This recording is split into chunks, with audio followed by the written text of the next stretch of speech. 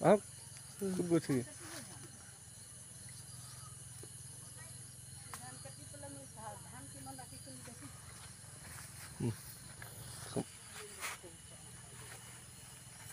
আহক অকণমান আহক গছ ৰুই লওঁ সেইদিনাখন হ'ব চমকৈ কৰিম আৰু ওচৰত ওচৰত আহক পোহৰটো পৰিব লাগিব অলপ দূৰ ইফালে সকলোকে নমস্কাৰ দেই নাম মোৰ পিংকু পেগু লখিমপুৰৰ পৰা আহিছোঁ শিক্ষা পৰিৱেশ শান্তি আৰু একতাৰ উদ্দেশ্য হ'লে এনেকৈ মই সন্ধিয়া ৰাতিপুৱা আহি মেলি গছ পুলি ৰোৱাৰ কাৰ্যসূচী এটা কৰিছোঁ নিজাববীয়াকৈ আপোনালোকৰ এই পানী যোগান আঁচনিটো কিছুদিন পূৰ্বে আহিছিলোঁ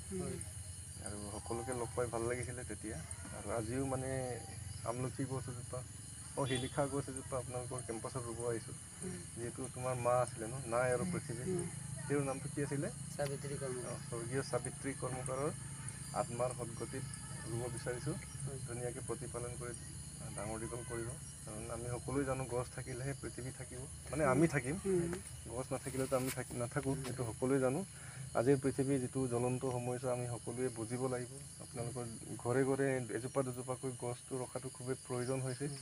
গছ কটা আজিৰ পৰা গছ নাকাটো বুলি আমি চবেই শপত খাব লাগিব কাৰণ কিয়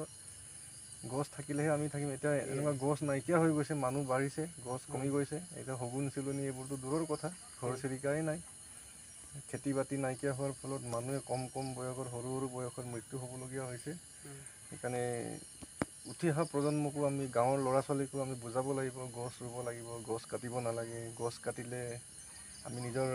জীয়াই থকা ৰাস্তাটোকে আমি বন্ধ কৰিছোঁ তেনেকৈ আমি বুজাব লাগিব আমি নিজেও হুঁচিয়াৰ হ'ব লাগিব সকলোৱে জানো আৰু সকলোৱে এনেকৈ মিলি থাকক সকলো ৰাইজৰ লগত সমাজৰ লগত গাঁৱৰ লগত হয়নে নহয় তো এতিয়া মাও য'তে নাথাকক আমিওতো এটা টাইমত পৃথিৱী ত্যাগ কৰি যাব লাগিব হয়নে নহয় কথাটো কিন্তু পাছত হেৰি কৰিব এইটো তাৰপিছত কথা হ'ল মানে কি মাৰ আত্মা য'তে নহওক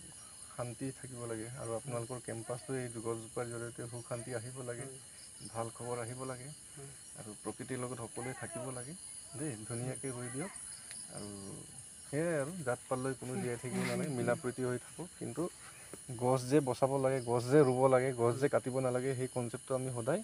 মনত ৰখাটো উচিত কাৰণ গছ থাকিলেহে পানী থাকিব আৰু গছ থাকিলে পানী পাম চব কুছ আৰু হয় নে নহয় ঠিক আছে ধন্যবাদ আৰু ধুনীয়াকৈ মাৰ নাম লৈ ৰুই দিয়ক এইটো মাৰ স্মৃতিত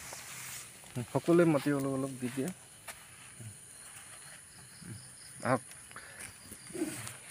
ধুনীয়াকৈ বেৰা দি পিনি অহা কাইলৈ চিধা কৰি দিয়ে ইফালৰ পৰা হেৰি কৰি দিয়ে বেকা হৈছে ইফালে তেনেকৈ মাটি দেই পূৰা হেৰি কাইলৈ পাৰিলে গোবৰ অলপ দি দিব দেই ধুনীয়াকৈ প্ৰটেকশ্যন কৰিব কাৰণ এই গছটো বাচিলেহে তোমাৰ মাও মানে শান্তি পাব মৰি গ'লেতো বেয়া লাগিব ন হয়নে নহয় কথা ঠিক আছে থেংক ইউ ধন্যবাদ